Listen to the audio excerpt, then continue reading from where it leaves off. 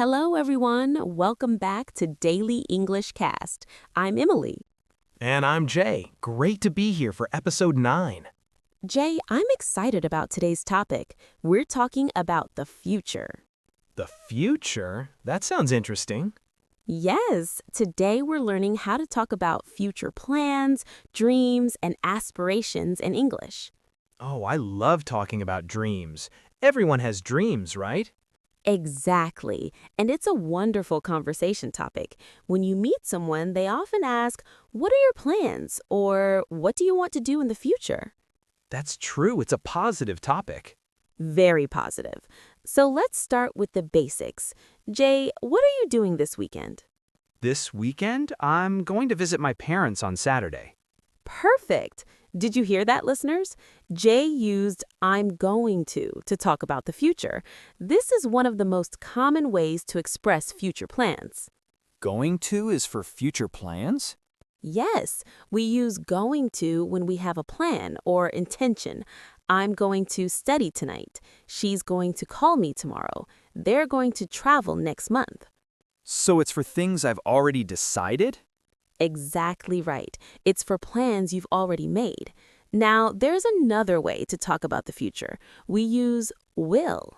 What's the difference between going to and will? Great question. Will is for decisions you make at the moment of speaking or for predictions. For example, someone asks, "Are you hungry?" You say, "I'll make a sandwich." You just decided right now. So will is more spontaneous. Yes, going to is planned. Will is spontaneous or predictive.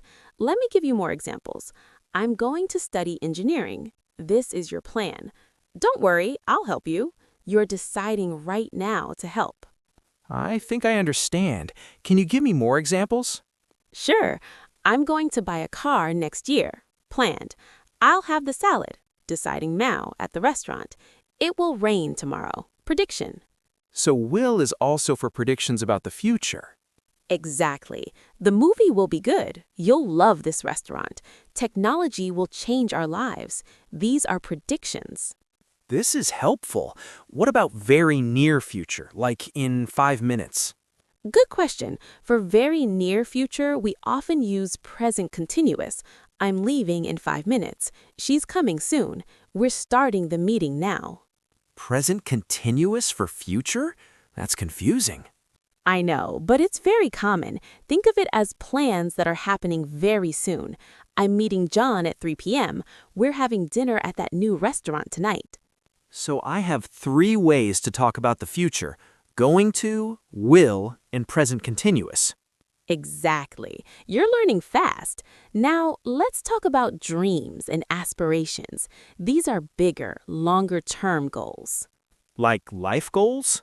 Yes, career dreams, personal goals, life aspirations.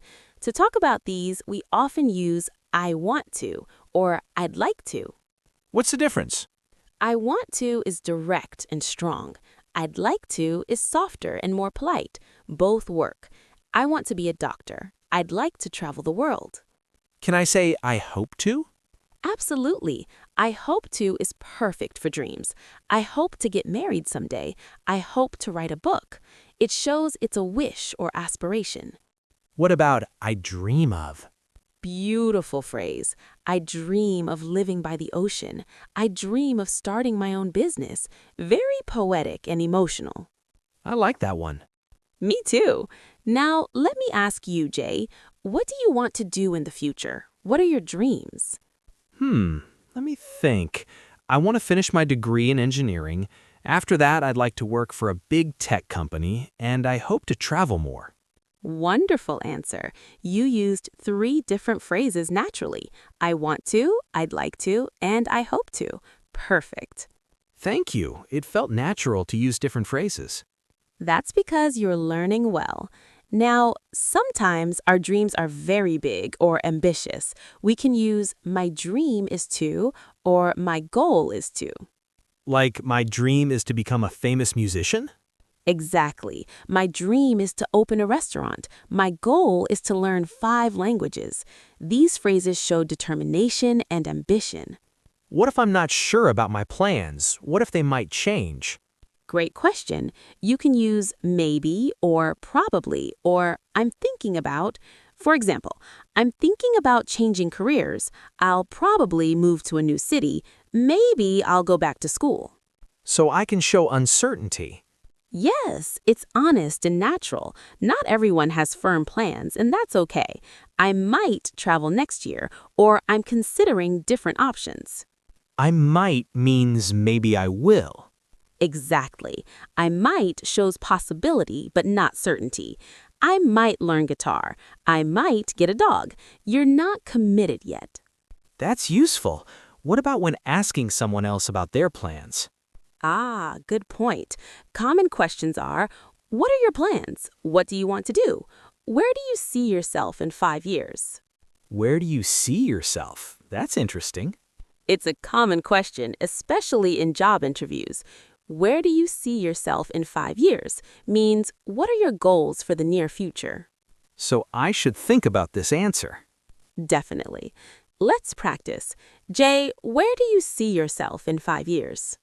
In 5 years, I see myself working as an engineer at a good company. I hope to have more experience and responsibility. And personally, I'd like to have visited at least 10 countries. Excellent answer. Professional goals and personal goals. Very complete. Now, listeners, think about this question. Where do you see yourself in 5 years? Practice answering out loud. Emily, what about short-term plans versus long-term plans? Great distinction. Short term is near future, today, this week, this month. Long term is far future, this year and 5 years in the future.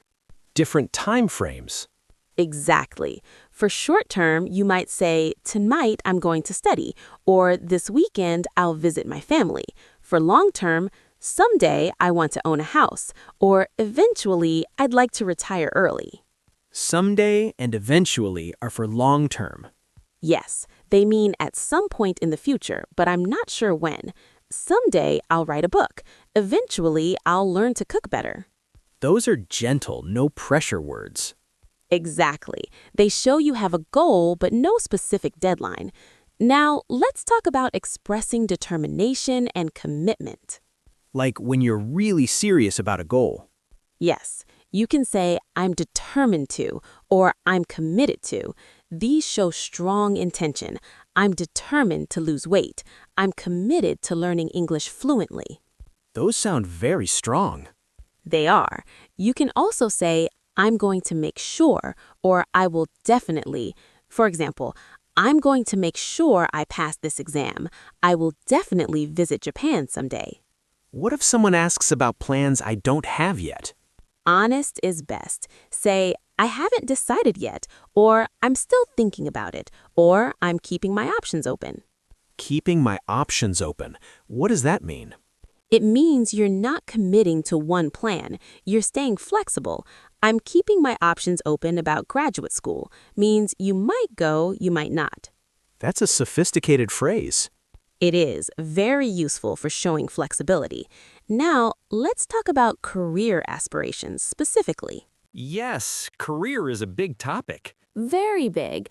Common phrases, I want to work in, I'm interested in a career in, I'd like to become. Like, I want to work in finance, or I'd like to become a teacher? Perfect examples. You can also say, I'm aiming for a position in, or my career goal is to.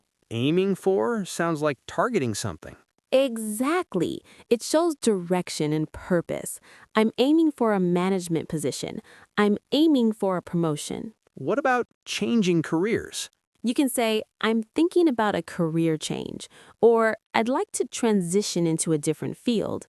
Transition is a good word for change. So I could say, I want to transition from teaching to technology. Perfect usage. Now let's talk about personal life aspirations, family, relationships, lifestyle. This is more personal. It is, but people often share these dreams too. I want to get married someday. I'd like to have children. I hope to buy a house. These are big life goals. Very big. You can also talk about lifestyle. I want to live in a different city. I'd like to move to the countryside. I hope to achieve work-life balance. Work-life balance, that's important. Very important. It means having time for both work and personal life, a common aspiration today. What about adventure goals, like travel or experiences? Love this. I want to travel the world. I'd like to learn scuba diving. I hope to climb Mount Everest. My dream is to see the northern lights. These sound exciting. They are. Adventure goals make great conversation. People love hearing about travel dreams. Should I have a bucket list? Bucket list, great phrase. A bucket list is a list of things you want to do before you die. Very popular concept. Like visit Paris is on my bucket list. Perfect. Learning to play piano is on my bucket list. Skydiving is on my bucket list. It's a fun way to talk about dreams. I love this phrase. Now, let's talk about obstacles and how to discuss them. Sometimes we have dreams, but also challenges. How do I talk about challenges? You can say, I want to, but, for example, I want to study abroad, but I need to save money first.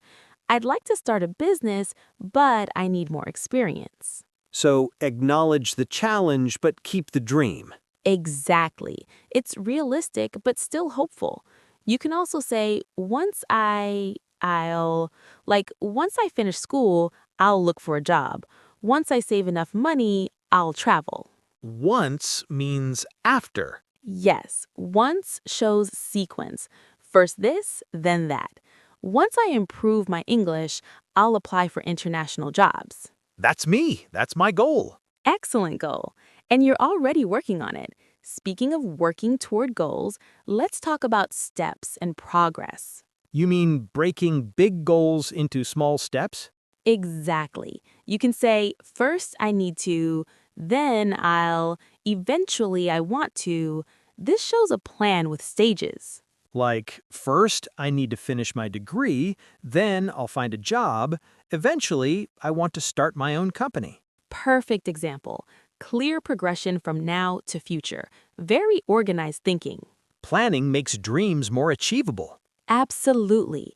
Now let's practice a complete conversation about future plans. I'll ask you questions. You answer with everything we've learned. Ready? Ready. So, Jay, tell me about your plans for the next year. Well, in the next year, I'm going to focus on finishing my degree. I'll probably look for internships too. I'm hoping to gain practical experience in my field. That sounds great.